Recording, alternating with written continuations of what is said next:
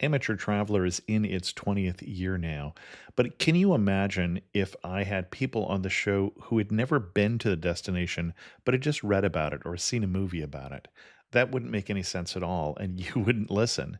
We all know how important it is to receive advice from people who know a destination to get the most authentic local experience. And a great option for experiencing this is Explore Worldwide and their authentic small group adventures, led by local tour leaders, perfect for solo travelers who want to meet like minded people with a desire for adventure. I'm often an independent traveler, but two of my last three trips were with small group tours because they organize everything and it's a lot easier. If you want to recreate the tour I did to Malta, they have a Malta and Gozo Discovery Tour. I'm intrigued by one of their tours called A Taste of Sicily. The company again is Explore Worldwide, and visit exploreworldwide.com to learn more. And thanks to Explore Worldwide for sponsoring this episode of Amateur Traveler. Today's episode is brought to you by Select Italy. Select Italy can design custom itineraries and book a whole range of product services, including state-of-the-art tours, wedding, honeymoon trips, ticketing services for museum and musical events in Italy. Visit selectitaly.com to learn more.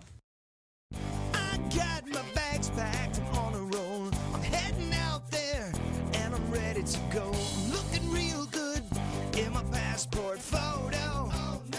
Amateur Traveler, episode 514. Today, the Amateur Traveler talks about beautiful scenery, pizza, pickpockets, Roman ruins, and a historic volcano as we go to Naples and the Amalfi Coast in Italy.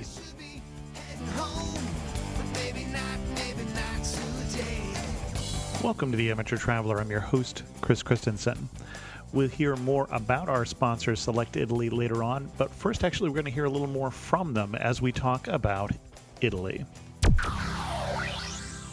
I'd like to welcome to the show Beth Rubin, who's the sales manager at Select Italy and who is featured on the Travel and Leisure A-List for her expertise about Italy.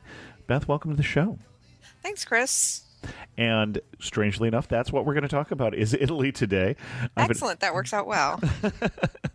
Otherwise, there'd be long, awkward pauses that don't work so well.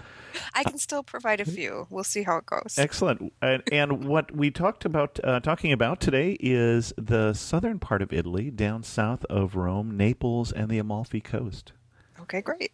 Where I have not been, but it is on my list, which is one of the reasons I wanted to do this show. Why should I go south when I'm in Rome and go down to Naples and the Amalfi Coast? You know, I have to say, the very first time I ever went to Italy, the very first trip, and there's been 25, 30 at least now, was to Naples. The very first place I touched down outside of the U.S. in my life was going to Naples, Italy, and it was a revelation. It was like nothing I had ever seen before. And I was on a study abroad trip, so, kind of done on the cheap, but, we landed at Naples Airport, which is in itself a revelation. It's very small, and there's just a few runways, and they put us on a bus, and they took us along the Amalfi Coast. And as someone in their early 20s, this was obviously like nothing I'd ever seen before. I'd never been to California. I still haven't been to California, but I know they say that it's just like the Highway 1, but a little more frightening. So it was... we don't have as many really picturesque cool. villages in Highway 1 in California, so it's a little different in that fashion.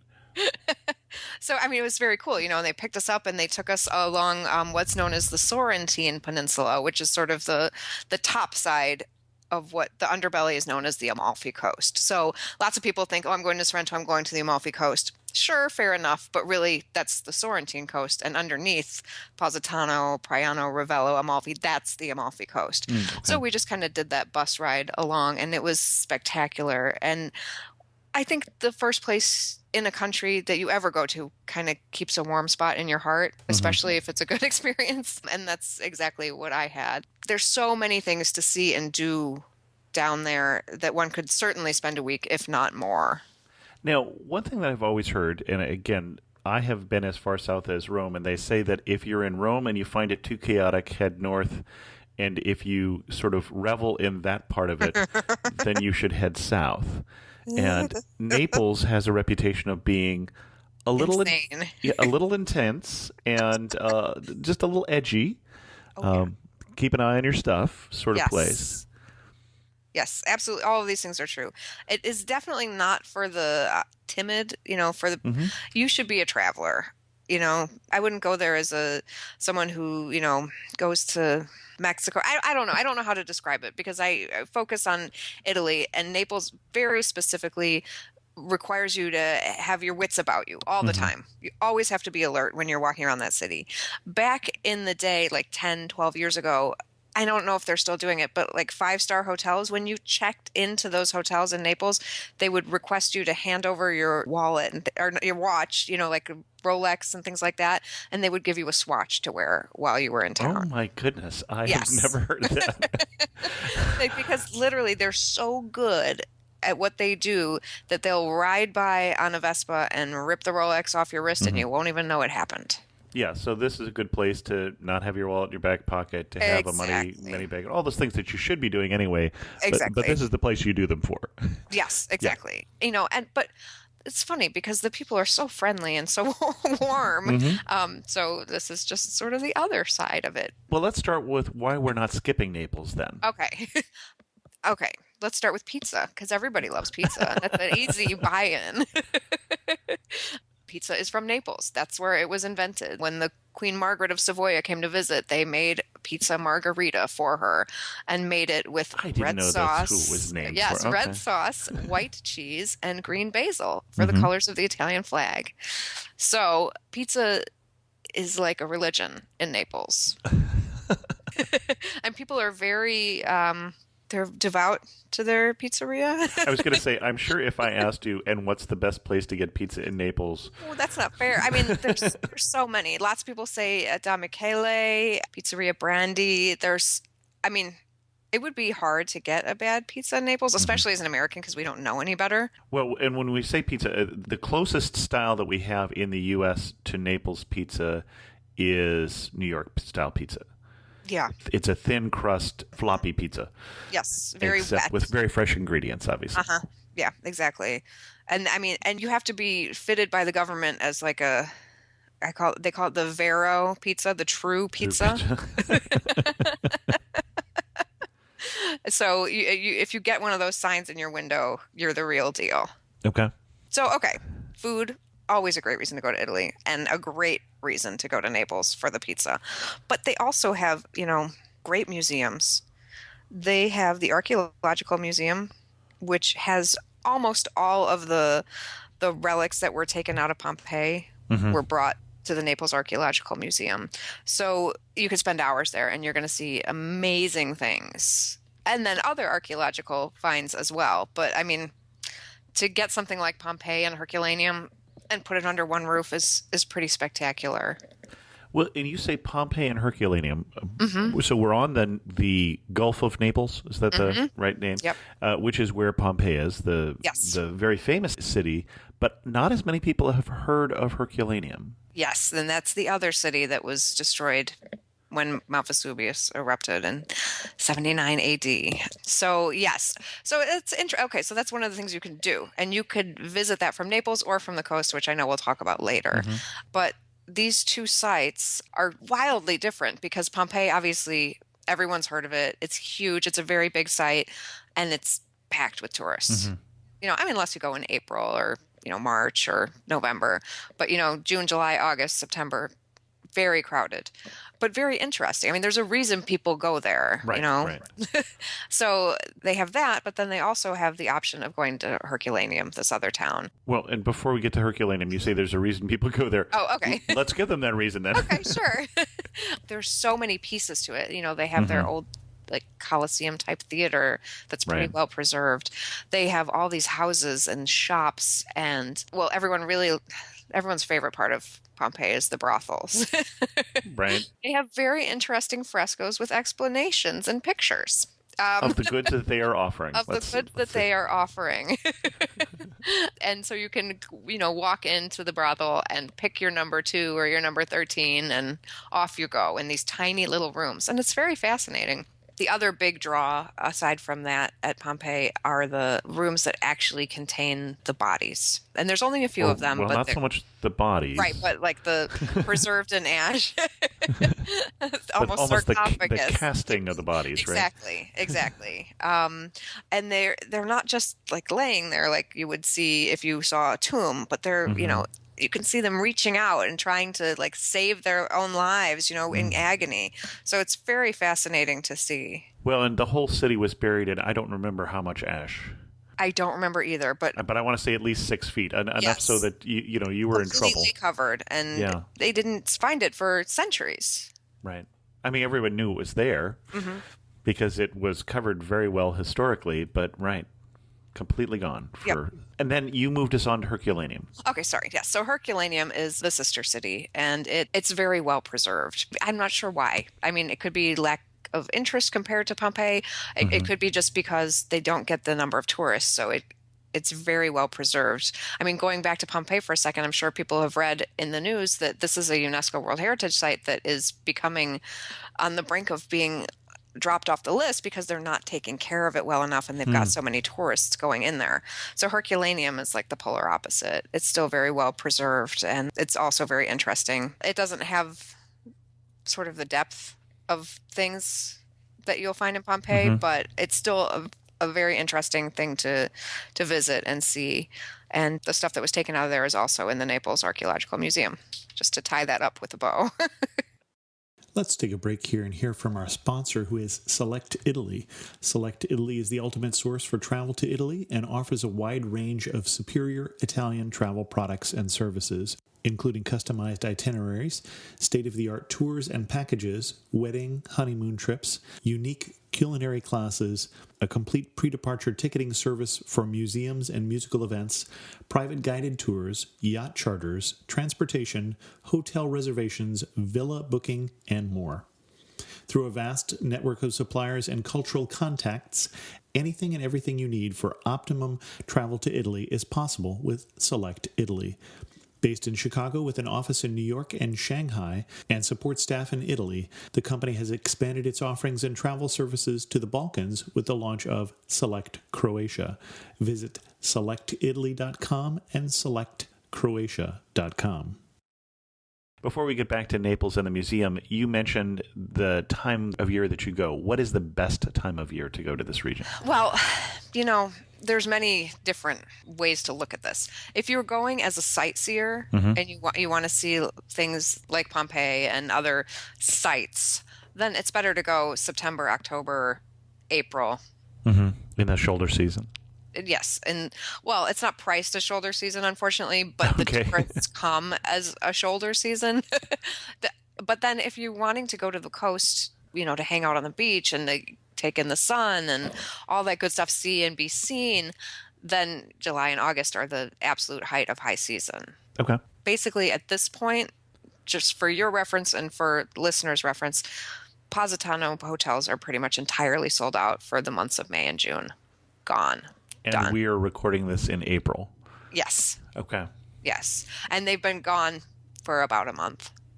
So it's really hard. Basically, you're looking to pick up canceled rooms at this point if you want to go to Positano this coming summer. And in part, Positano, because that's the place to see and be seen. You That mentioned is going the to place. The beach. Okay. Exactly. It's not just that there's a nice beach there, but that's Right. where...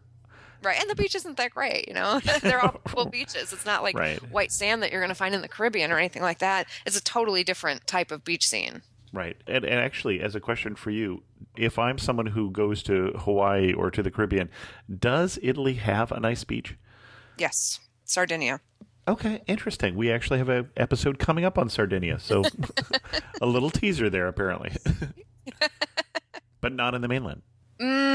There's little bits. You don't go to Italy for that kind of beach experience. Okay. No. Great. That's what I have been telling people. So Glad to see that we're And checking. I took you away from the museum in Naples. Right. Okay. So the Archaeological Museum, we've covered that. But then they also have the Museo di Capodimonte, which is an art museum. But it's a pretty spectacular art museum considering that it's got Caravaggios and Bruegels and other, world-class artists in this little palace in Naples up on the hill. It's a really nice museum to visit if you're interested in painting and sculpture and things like that. And then, there's just a million churches, obviously, and they have a Naples Underground and it's a very frenetic city, as we said. And when you say a Naples Underground, we are not talking about a subway system. No, we're not. You got to tell us what a Naples Underground is. It's just a little part of the city that's underground. Lots of cities have them, but this one, I guess, it's just a little more interesting, I guess. A historic part of the city that is no longer used and now you can explore, or just a subterranean part of the city to get you out of the bitter cold winter? I said that I'm not quite sure I know what you're talking about. So it's got an underground, and you go down a flight of stairs, and they have guided tours that help you kind of look around and see. I haven't been there in years. It looks like part of it reminds me of the Cistern Underground in Istanbul. So it's portions of the city that are no longer lived in, but you can explore. Exactly. That's exactly right. And I've never been to Istanbul, so that's interesting. They have that as well. Okay. Okay, excellent. Anything else we want to do in Naples before we head down to the coast and play Jet Setter for a while? Jet Setter. No, I think that gives people a good feel, so they know if that's something that they're interested in. Like I said, really frenetic. It moves at the speed of light. I want to rent a car and drive around Naples, right? Heck no. I say no self-drive south of Rome on the west coast. Okay. If you get down to Calabria or something like that, over on the heel, it's fine. Down in Calabria, it's fine. But in this area, Naples and the Amalfi Coast, you're just asking for trouble. Okay. Excellent. So we're taking a bus or a train then down to the Amalfi Coast. I personally am taking a private driver. Okay. Wow. I'm going with you. I know, right? Well, the train system, okay, let's start there. There is a train called the Circumvesuviana, which means around the Vesuvius, Mount Vesuvius, the volcano. So it's a little train, like a commuter type train. You can't pre-buy tickets. It runs every however many minutes, and it does kind of a circle around Vesuvius. And it starts at Naples, and it ends at Sorrento. So stops include things like Pompeii and Herculaneum and Castellammare di Stabia, which is another one of those towns. But because it's Naples and because it's Italy, it runs whenever they feel like it, so with don't rely strikes. on that train. So, when I have a client that's really, they don't want to spend money, I say the one time you need to spend your money is being transferred from Naples to wherever, because you're not going to get there any other way. You don't want to hire a cab because the taxi drivers in Naples are notoriously, they have no scruples. If you go and stand on this train platform, you may or may not get picked up. So the one time you want to spend your money is private drivers from Naples to the Amalfi Coast. Okay, so Sorrento, I would say Sorrento and Positano are the most famous towns down in the coastal area. Again, Sorrento is on the Sorrentine side, Positano on the Amalfi.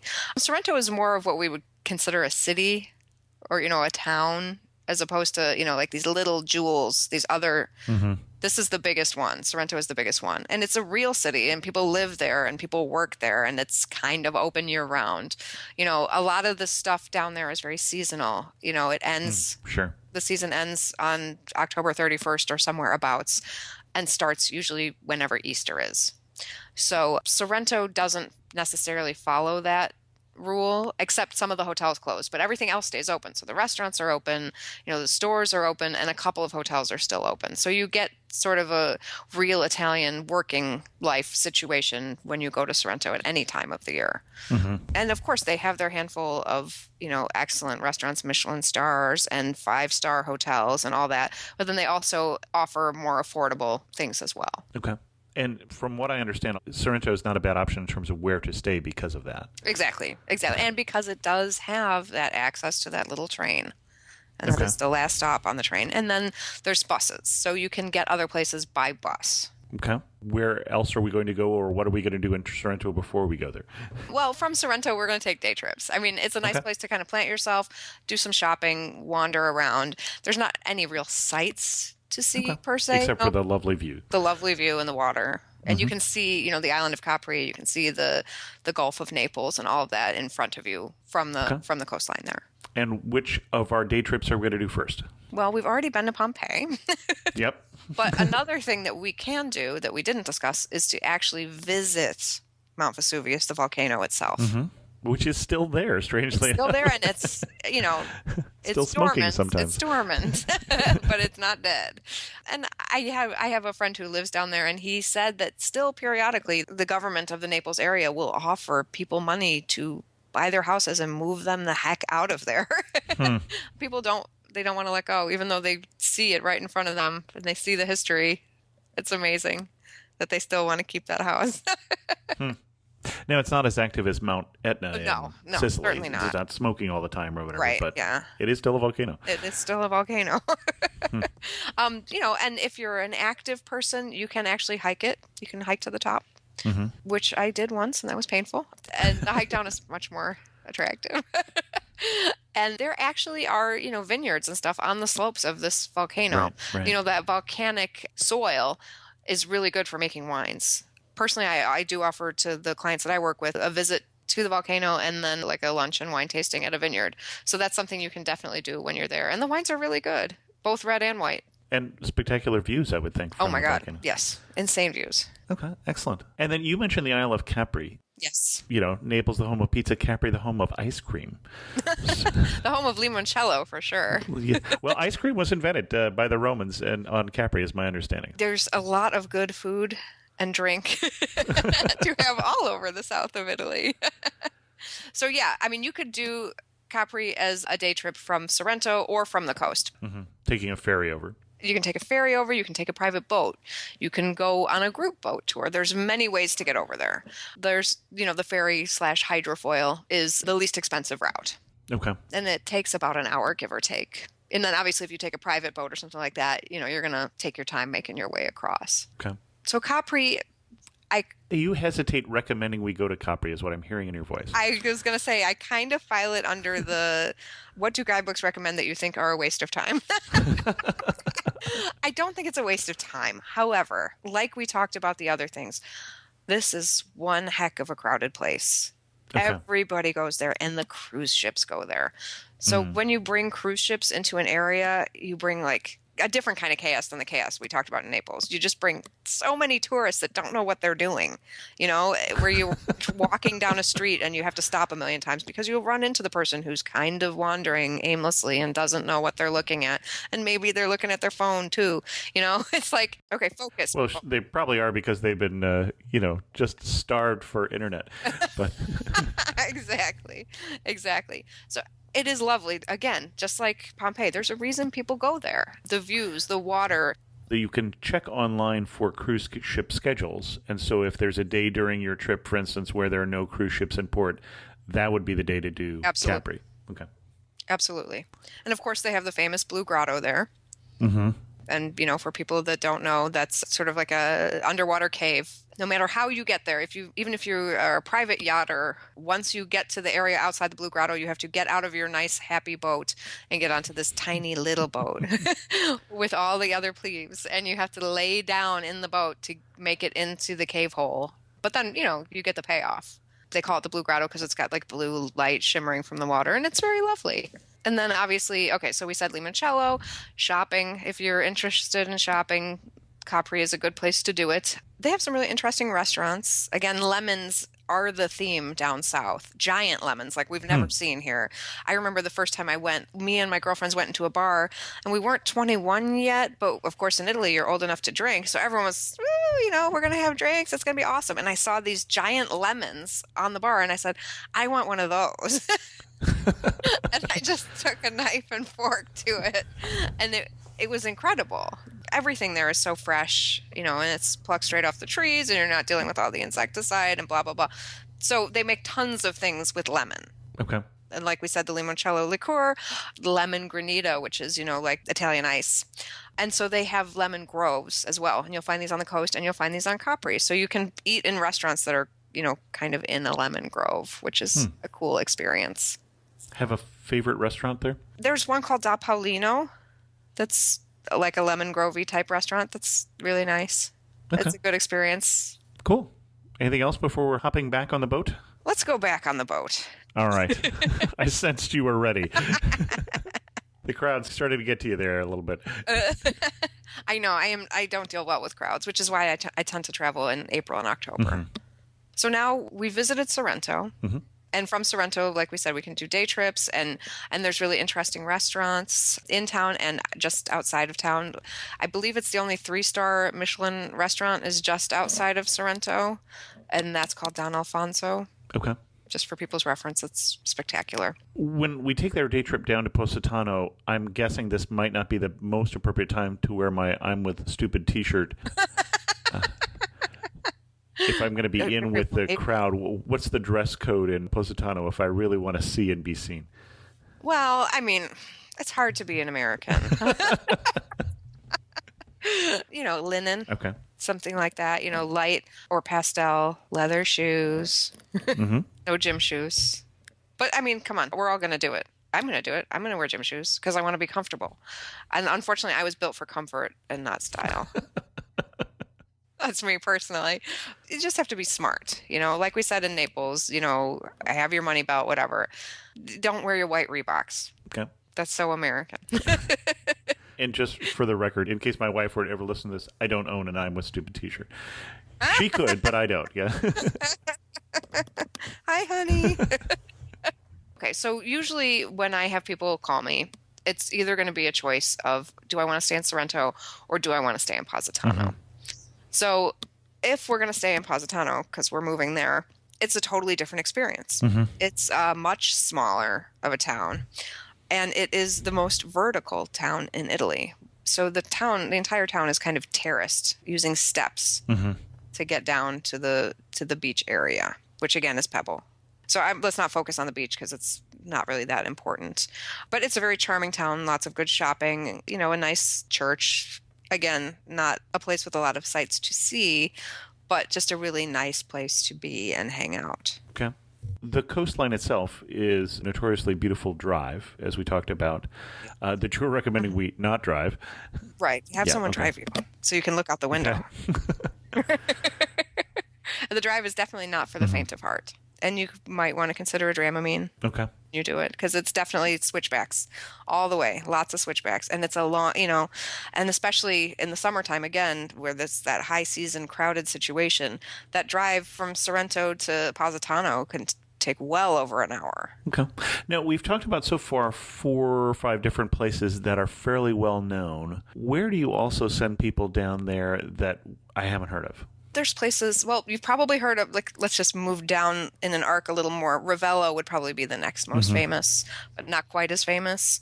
It's a very, very small town crowded with really a high class of service. Okay. You've got like 3 Grand Dame 5-star hotels, like all lined up in a row on the same street, because there really is only one street. There's there's a couple of other streets, but there's one main road. And actually Ravello has something to see, and that's these gardens and villas. They have the Villa Ruffalo, which in the summer it does concerts, outdoor concerts that are really nice. And then when it's not summer, they have the gardens are incredible pretty much year round. But again, this is a seasonal place like Positano where things kind of shut down at the end of October. The interesting thing about Ravello is that it doesn't have a beach. It's up. So it's up on the cliff. So while you get great water views, you can't go down to the water. Okay. And it's located, that's kind of like the last stop on the coast. In between Positano and Ravello, there are several little towns. Priano, Amalfi, like the name Amalfi Coast. The town of Amalfi is actually a bigger town, and it's kind of terraced, but not to the extent that Positano is. But they have the beach area as well, and then they've got this gorgeous, gorgeous church. Their Duomo is really spectacular, and you have to climb up to get to it. So you get the payoff after you do the work. And they are known for some really good restaurants and gelato, of course, as well. And the area around Amalfi is also very interesting. They do a lot of paper making there. Oh, interesting. So for anyone who's an artist who's interested in like handmade paper, they do a lot of that in that area. And then some other smaller towns are things like Vietri sul Mare, which is where they make like Vietri tiles that you've heard of, ceramics. Ceramics come from that area. So that's interesting, at least to visit or to shop. If you're interested in ceramics, that's the place down south to go. You've done about 25 trips to Italy all over, not just in this area. What's the best Right. day you've had in this area? I want to say I spent an afternoon in Ravello with a friend of mine, and we just wandered the streets, and then we went into the Villa Ruffalo, and they were doing like a little modern art show, and they had all these gorgeous flowers and all this stuff, and it was so relaxing, and it was early April, so everything had just started. The season had just started, so all the people are really friendly. They haven't been beaten down by the tourists. And in Italy, you get the flowers a lot faster, at least than you do in Chicago, where I live. So the first week of April, and everything's in bloom, and everything's gorgeous, and the weather's perfect, and it smells great. And that was really a great day.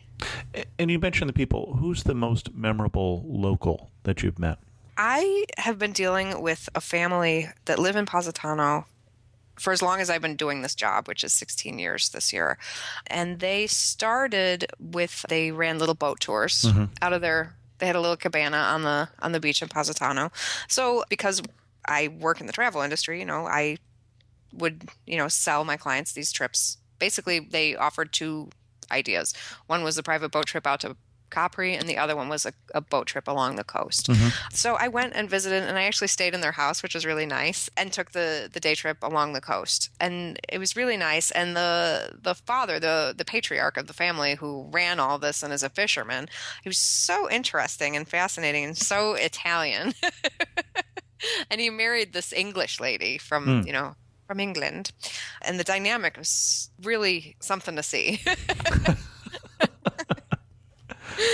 Because she's a little prim and he's a Southern Italian man, which you don't get less prim than that.